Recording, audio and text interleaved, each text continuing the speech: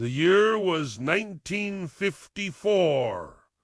On April, a young woman sat down at her desk to write a letter. Her name was Elizabeth Taylor, or Liz to her friends, and this letter was unlike any other she'd ever written before. It was a love letter, a sincere and heartfelt expression of her affection for a colleague that she'd grown very close to over the years. His name was Michael Weiland. Together, they'd appeared in several films, most notably A Place in the Sun with Montgomery Clift.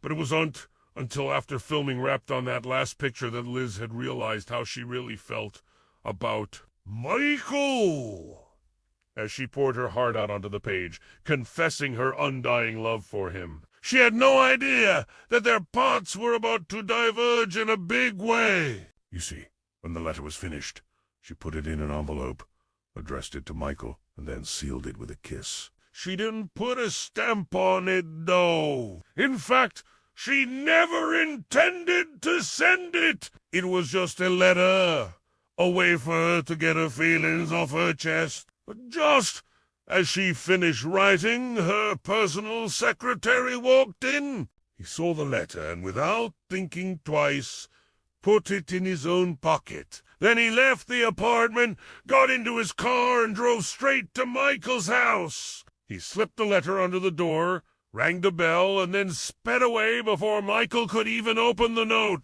Now, you might be wondering what a nosy secretary was doing delivering love letters on his own volition. Well, the truth is, he wasn't being nosy. He was actually trying to be helpful.